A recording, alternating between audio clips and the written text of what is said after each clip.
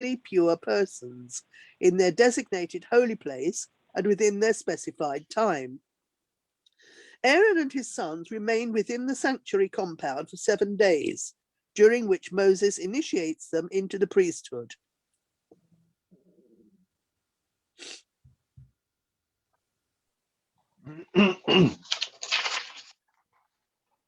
Okay.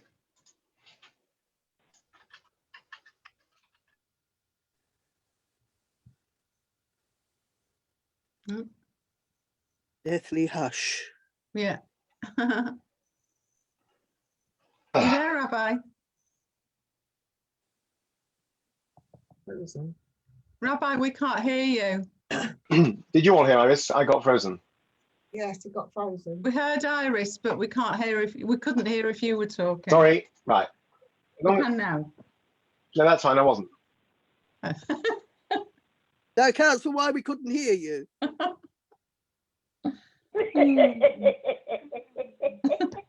Right. Can you see the PowerPoint?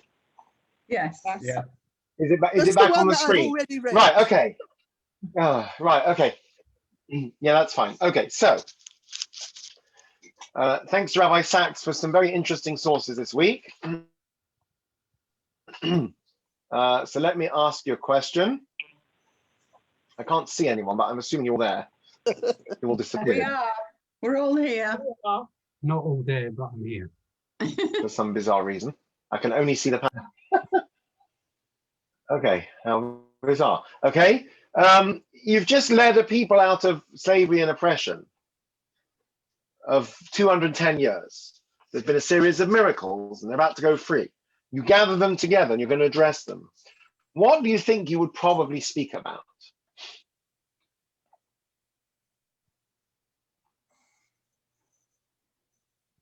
Suppose the difference between freedom and non-freedom.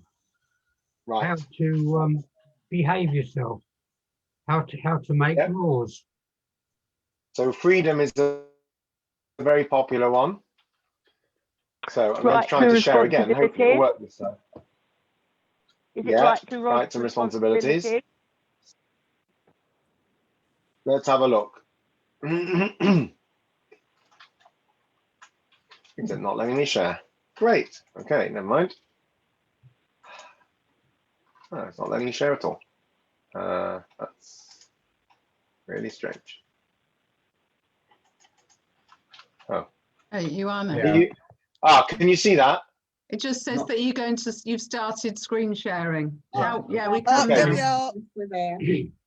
Okay, great. So you've got the Gettysburg Address. Yeah. Right. So this is what Lincoln had to say, Abraham Lincoln. Who would like to read the Gettysburg Address in a suitably magnificent manner? I'll try. Who wants to play Abraham Lincoln? Okay, Jeff. Yeah, Jeff does. 4 and 7 years ago, our fathers brought forth on this continent a new nation, conceived in liberty and dedicated to the proposition that all men are created equal. Right, so new birth of freedom, new nation conceived in liberty. Okay, you could talk about the land flowing with milk and honey. Nelson Mandela, his autobiography, he talked about the long walk to freedom, right? You want to inspire everyone. These are all the things you could do. You could talk about the new birth of a new dawn, a new nation.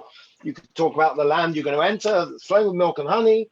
You could talk about the historical route, the long challenges you face, the walk to freedom.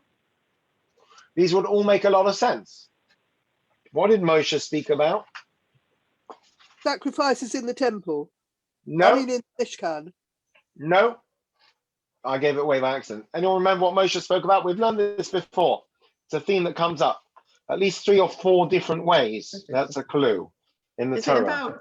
Is it about time or Rosh Chodesh or something? Not this time, no. Okay. Something very fundamental. I think we learned it a couple of weeks ago, actually. It's something that we find 4 expressions for in the Torah, which is translated into the Seder. Oh, you'll kick yourself when you see it. Here, who would like to read that? Going up to the temple 4 times a year.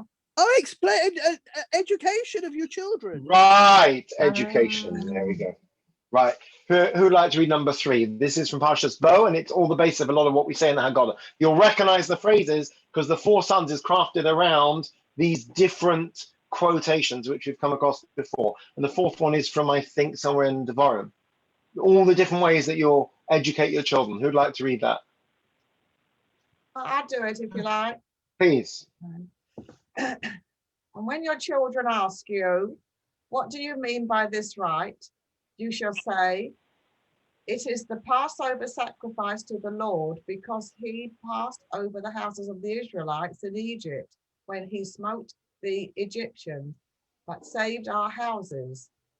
And you shall explain to your child on that day, it is because of what the Lord did to me, for me, when I went free from Egypt.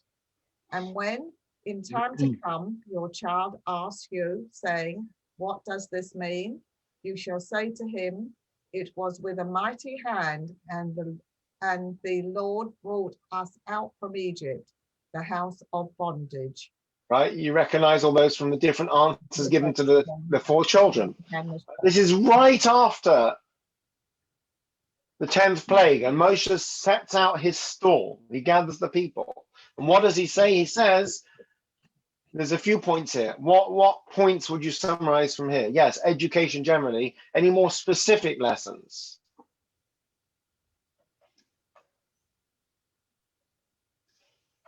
Reminding people that it was God who took them out. Okay, yes. What about the structure and the kind of process of education do we see from this?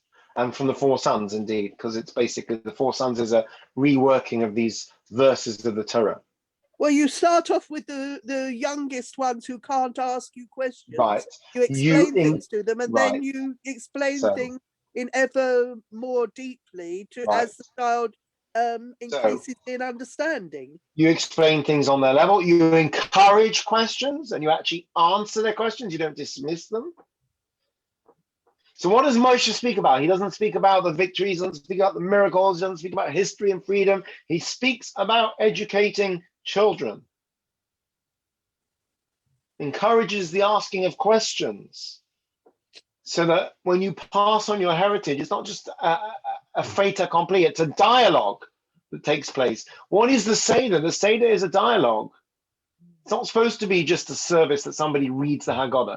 You're supposed to ask questions. You're supposed to argue and discuss and go around, and the kids ask questions and the adults ask questions and you discuss things. That's the whole process of the Seder. The Seder commemorates going out of Egypt. What do we talk about? We don't talk, yes, we talk about the passing over of the Jewish homes and so on, but the focus is education, asking questions. We learned it in our halacha this morning. So even if you're on your own for Seder, you should ask yourself the questions. You should challenge yourself. So from the very beginning, there's a clear message. As soon as we became a nation, what's the first thing Moshe says to us? The key to survival isn't history. It isn't freedom, democracy, whatever. It's education. It's the most basic duty. And Pesach itself, right? The Haggadah that we have today, the Seder we have today is based on these verses in the Bible that you shall tell your child. What do? We sit down at the Seder and we teach our children. We discuss our history in an interactive way. Children there, Rabbi. Sorry?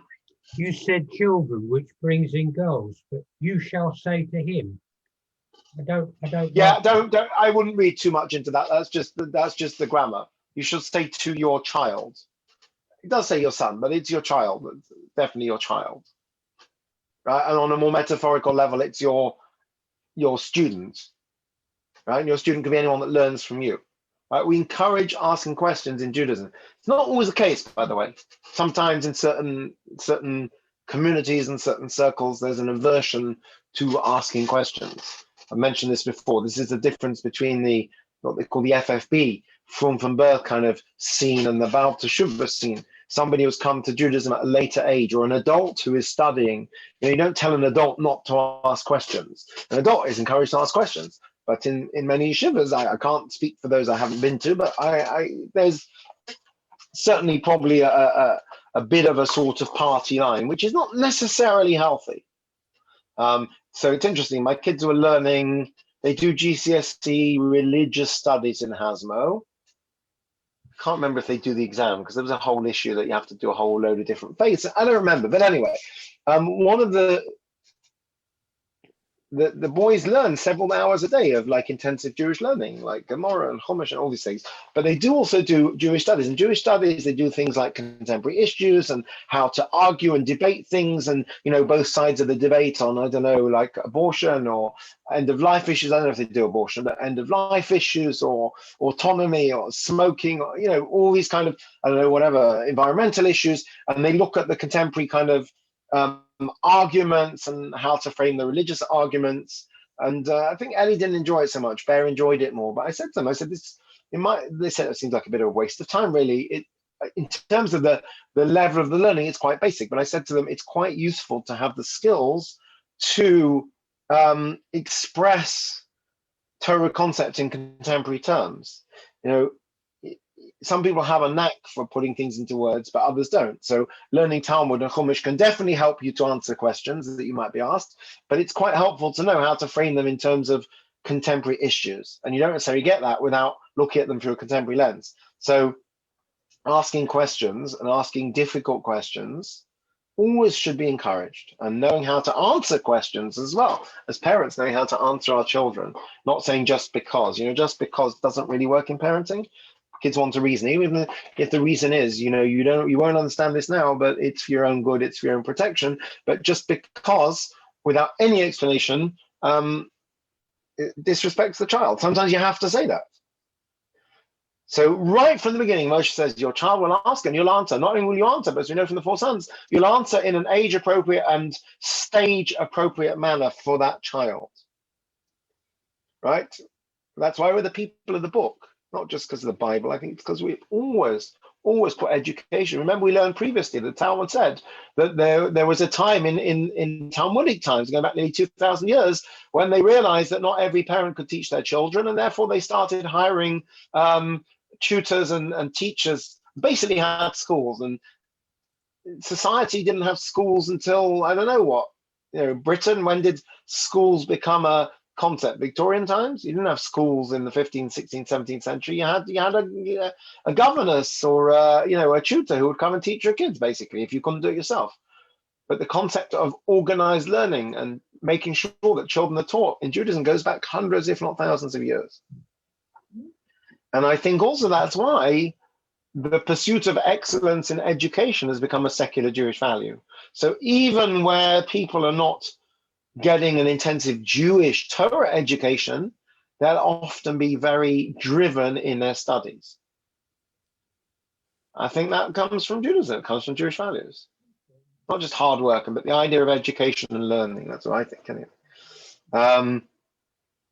What is it, Rabbi Sachs always said, that you want to change society, you do it by education. What is it? Armies, you want to win a war. Oh, if you want to win a physical war, you need an arm. If you want to win an ideological war, you need education, basically. That's how you change things. All this discussion about the royal family. Are they racist? Are they not racist? I don't know. Listen, I didn't say this publicly in shul. I was thinking, who hasn't had a conversation with their child who's about to give birth to a grandchild saying, I wonder if they'll look like mum or dad. And if it's your son or something, you make a joke, I hope he looks like your wife, she's much prettier than you, or something like that. Now, it's obviously a lot more sinister where there's a kind of like, it doesn't have to be a skin color. It could be that somebody's Asian, and as in Japanese or Chinese, and someone says, I wonder if they'll have slanted eyes, and suddenly that becomes quite a loaded statement. But I'm sure many people will have had a conversation at some point where they say, does he look like mum or dad? That's very different from saying, I hope he's not going to be too dark. So I don't know what really happened there. But what I do know is that it's like all these things. If you want to prevent anti-Semitism, you want to prevent racism, you want to change attitudes, you want to change misogynistic attitudes, all this discussion about putting undercover police in bars and things, you're not going to change attitudes by doing that. I had to give evidence in a trial a few years ago about some historic child abuse. The details don't really matter, but in the course of giving evidence, I asked one of the police officers if in a post-Jimmy Savile world, there is less of it about. I said, no, unfortunately, it's just as much. The only difference is that more of it's coming to light. So you can sometimes catch the perpetrators of something. It may be we're more aware of racism or misogyny, but it doesn't mean we're stamping it out. And quite honestly, if someone in the royal family did ask them what color their baby's going to be with an undertone, as it were, then calling them out in the media is not going to change their attitudes at all. I think I told the story before, the chap who drove past the cemetery in Cardiff screaming that we killed Jesus in the middle of a levaya was actually subsequently arrested. I think they got him on his number plate. And interestingly, got done for dangerous driving because the argument was that he was so busy shouting out the window, he wasn't paying attention to the road. And he actually got a year in prison, which I'm very happy about. But I have a feeling he doesn't like Jews any more than he did when he went into prison. Probably even less. Even less. So you don't change, and this is one of the mistakes I think we make as a society. I think something Israel knows very well, that it's not always about physical force, for example. It's about intelligence. It's about ideology. It's about, you have to change ideas from within. Education. If someone is racist or anti-Semitic, legislation might stop them from expressing it, but it's not going to stop them from feeling that way. Ultimately, that's a much more fundamental process, which is much more challenging, but it all comes from education and values. There's all these revolutions going on and protests and all the rest of it. It's all well and good, or it's not always, but education is what it's all about. Let's hear from Judge. It's an interesting chap. His name is Judge Learned Hand. I was wondering if he was like American Indian or something, but his name was Billings Learned Hand, which just sounds like a very kind of, I don't know, all-American name. Anyway, this is what he had to say about putting too much faith in the legal system. By the way, this is relevant to COVID as well. Put so much faith in the legal system that we forget that you have to win the hearts and the ideology and the values of people. Just telling them what to do doesn't really work. Who would like to read Judge Learned Hand's words from 1944? Who's feeling like a learned hand? Julian, are you a learned hand? I'll try. I often wonder whether we do not rest our hopes too much upon constitutions, upon laws, and upon courts. These are false hopes, believe me, these are false hopes. Liberty lies in the hearts of men and women. When it dies there, no constitution, no law, no court can save it. No constitution, no law, no court can even do much to help it. Right. Again, seems very, very topical with what's going on nowadays with a lot of the issues in society. I spoke about this in shul, that instead of looking at one's rights, you look at one's responsibilities. I think Beryl mentioned earlier, or Deborah, one of you mentioned responsibilities to one another. Right? You can't have freedom.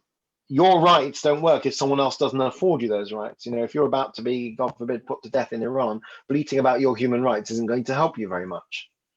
I think I told the story before. I was once traveling Europe and I had an Interrail ticket and we're traveling through Turkey and we get on this train.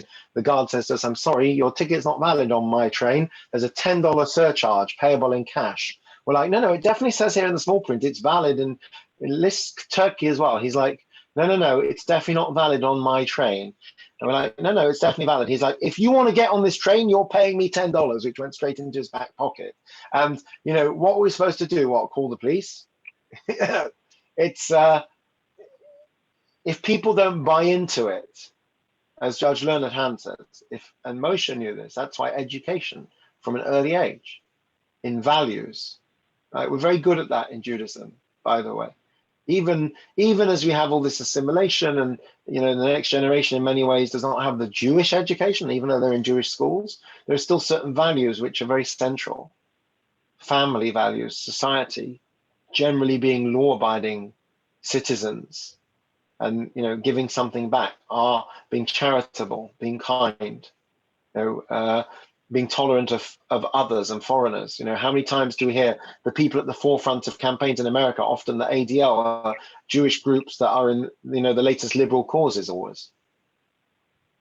So as the judge says here, you can't legislate for these things. You can't force people to buy into freedom. It has to be in their hearts. They have to believe in it. Same thing, by the way, with Judaism. You can't legislate for it. You have to educate.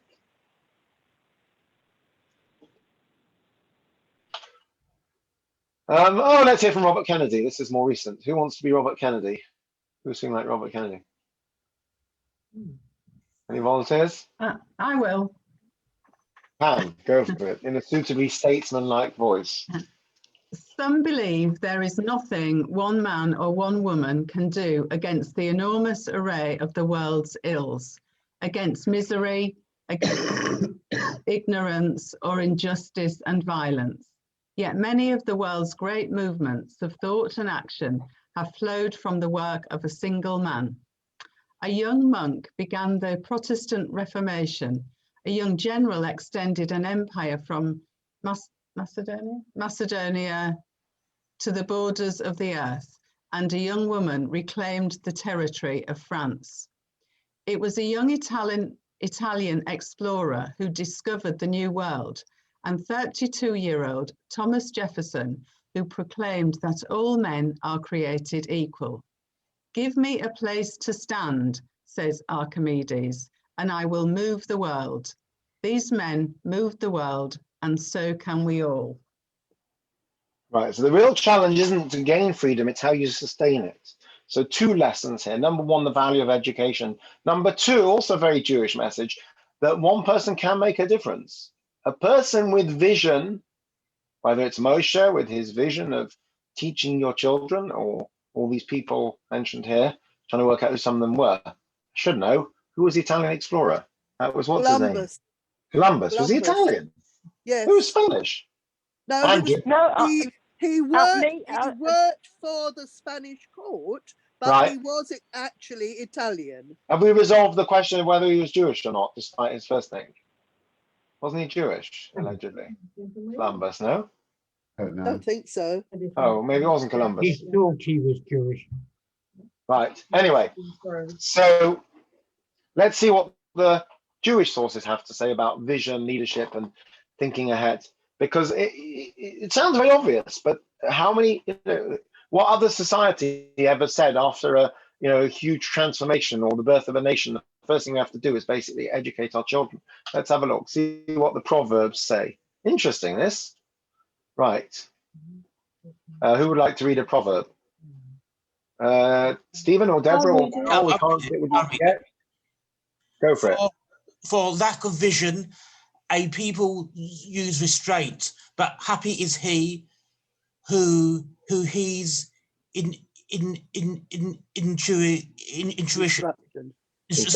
instruction.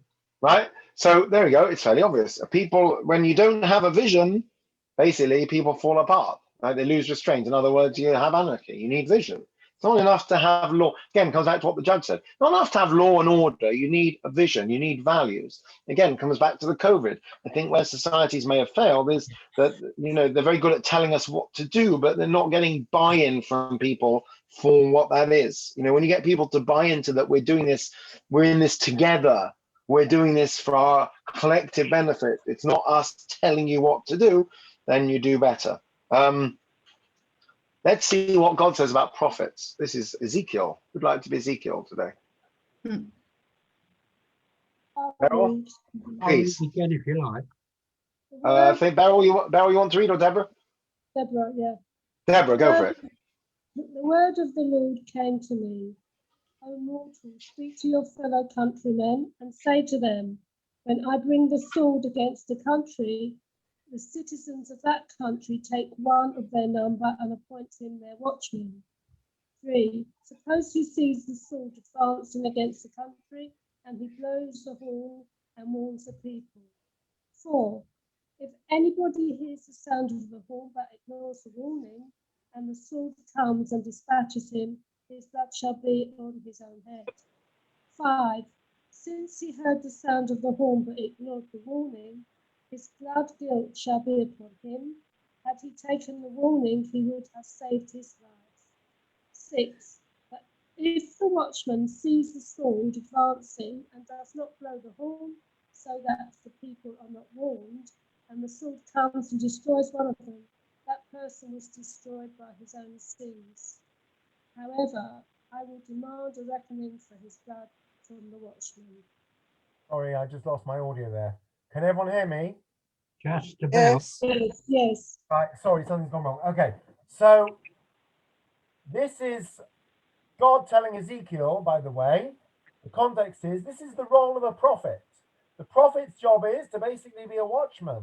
And when he sees danger, he should warn people. And if people then ignore that warning, then on their head be it.